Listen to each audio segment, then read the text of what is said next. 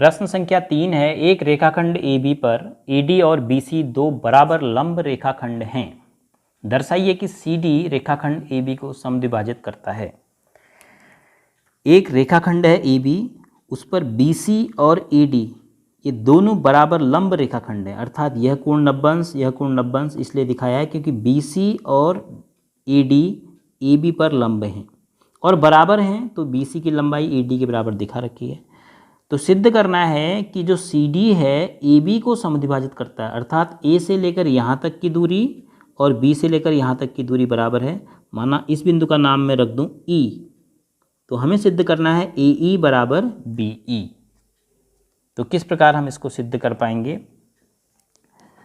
अब इन दो त्रिभुजों को अगर आप देखते हैं तो ये दो रेखाखंड देखो E पर प्रतिच्छेद कर रहे हैं, तो यह कोण इसके बराबर है, यह भी आप कह सकते हैं वर्टिकली अपोजिट एंगल से। यदि इन दो त्रिभुजों में एक कोण 90 अंश है, एक कोण इसके बराबर हो गया, मतलब ये 90 है, ये माना 40 है, तो ये भी 40 हो गया, तो ये भी 90, ये भी 40, ये भी 90, ये भी 40, तो इन दोनों का योग 130, इन दोनों का योग भी 130, तो तीसरा तो बराबर होगा ही 50 अंश का, क्योंकि माना इसका नाम मैं x कह दूं तो इसका मान कितना आएगा 90 ऋण x, 90 तो ये हो गया, इन दोनों के लिए 90 ही तो बचा, ऐसे ही 90 ये हो गया, तो इन दोनों के लिए 90 ही तो बचा, तो माना ये x है तो ये भी क्या हो जाएगा 90 ऋण x, ये x है तो ये भी x है, तो ये भी कितना बचा 90 ऋण x।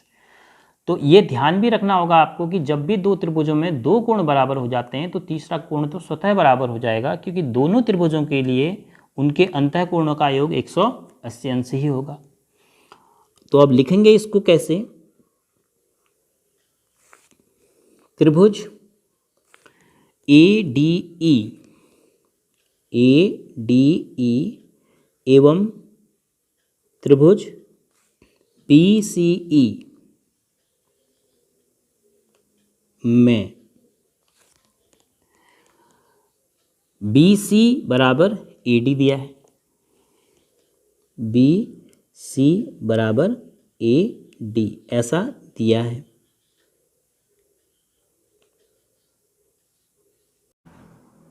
उसके बाद कोण EBC, कोण हम BCE के भागों को बाईं ओर लिख रहे हैं, तो अब बाईं ओर लिखें BEBC कोण EBC बराबर कोण AD के दाईं ओर लिख रहे हैं तो EAD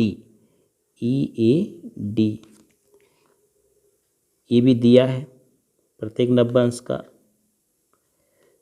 क्योंकि लंब है का है। अब कोण BEC बराबर कोण AED हम कह रहे हैं, कोण AED क्यों कह रहे हैं? बराबर x हमने मान लिया, माना x हम मान लेते हैं, और क्यों कह रहे हैं? क्योंकि वर्टिकली अपोजिट एंगल, हमने इसको भी और इसको भी x मान लिया। तो अतः अब हम एक और कोण इसकी बात करें तो BCE कितना आएगा? कोण BCE बराबर कोण ADE आएगा, कोण ADE लिखोगे प्रत्येक 90 ऋण x, प्रत्येक 90 ऋण x क्यों आ रहा है? अगर आपको समझ नहीं आ रहा, देखो इन तीन कोणों का योग, इसका मान है 90, ये हम निकाल रहे हैं। कोण BCE माना मैं इसको C लिख देता हूँ, धन कोण ये है x, इन तीनों का योग कितना हो गया 180, तो हमें C का मान निकालना है, तो C बराबर कितना हो गया 180 ऋण 90 ऋण x,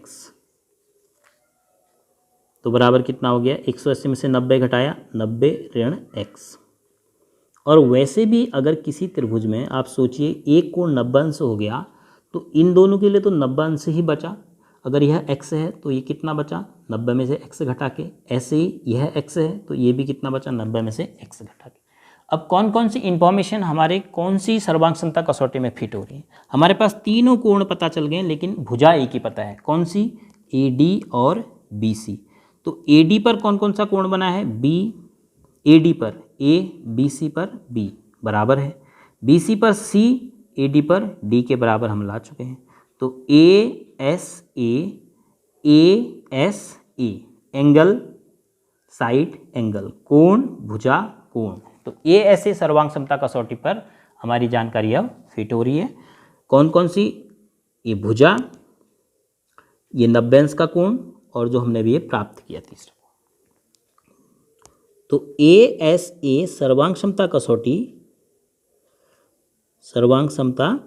कसौटी पे आपकी जानकारी फिट हो पा रही है। तो ASA सर्वांग समता कसौटी से क्या लिखेंगे? त्रिभुज ADE सर्वांग सम त्रिभुज। अब यहाँ पर तो बहुत आसान है, कोण सब पता है हमें। A किसके बराबर है? B के बराबर, तो A की जगह पर B। D किसके बराबर है? C के बराबर, D की जगह पे C। E किसके बराबर है? E के बराबर, तो E की जगह पे E। तो ADE जो है त्रिभुज BCE के सर्वांग सम हो गया ASA सर्वांग समता कसौटी से। अब CD रेखाखंड AB को समद्विभाजित करता है, तो क्या हमें BE बराबर AE मिल रहा है? AE BE मिल रहा है करस्पॉन्डिंग पार्ट्स। तो इम्प्लाइज दैट AE बराबर BE। कैसे कह रहे हैं? Because corresponding parts of congruent triangles are equal, CP/CT से। तो AE बराबर BE हो रहा है, तो इसका मतलब है कि CD रेखाखंड AB को समद्विभाजित करता है।